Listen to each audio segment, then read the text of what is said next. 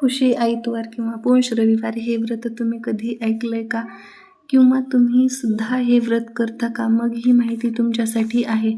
पौष महिना हा आपल्यासाठी आरोग्य, धन, समृद्धीचे दार उघडू शकतो असं म्हणतात.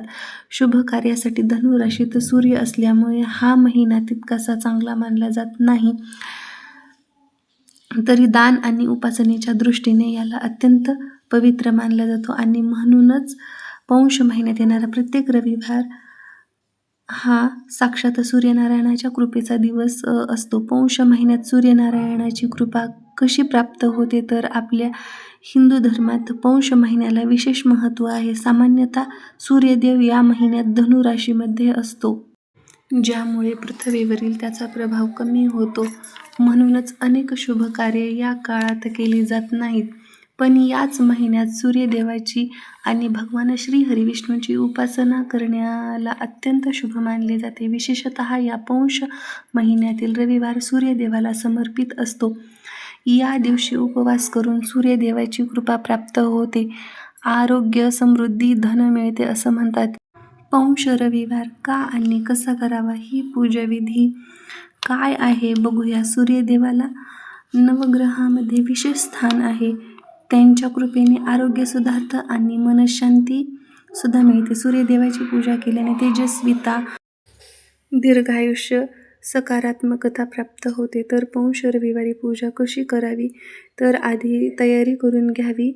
पौष रविवारी सकाळी लवकर उठून स्नान करावं, स्वच्छ वस्त्र परिधान करावीत आणि सूर्यदेवाची रांगोळीनं प्रतिमा रेखावी व पूजा साहित्यामध्ये तांब्या, गहू, गूळ, लाल फुलं, तुपाचा दिवा, फळं हे घेऊ शकता. हिवाळ्यात येणारी गाजर, वालाच्या शेंगा, वाटाण्याच्या शेंगा हे ठेवू शकता.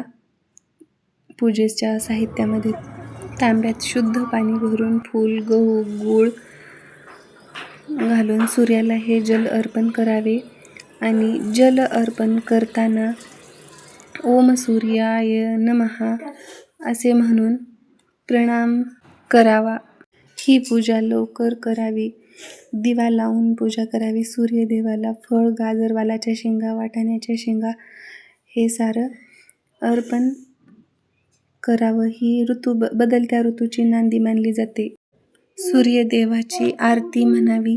पूजेनंतर गरजूंना दान करावं. दानामध्ये गहू, गूळ, हंगामी फळं असे हे दान करावे. पौष रविवारचे अद्भुत फायदे आहेत. सूर्यदेवाच्या कृपेने आरोग्य सुधारतं, आजार दूर होतात, घरातील वातावरण शांत राहतं आणि सकारात्मकता राहते. या दिवशी उपवास करावा किंवा एक वेळचे भोजन करावे. सूर्य उपासनेसाठी ऊन अंगावर घेणं फायदेशीर असतं. सुवासिनी उपासनेमुळे घरात सकारात्मक ऊर्जा निर्माण होते आणि कुटुंबाचं कल्याण होतं.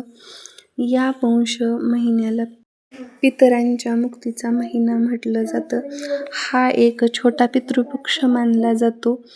या महिन्यातील रविवारी सूर्यदेवाची उपासना करून तीळ आणि तांदळाचे पदार्थ खाल्ल्याने मनुष्याला लाभ होतो.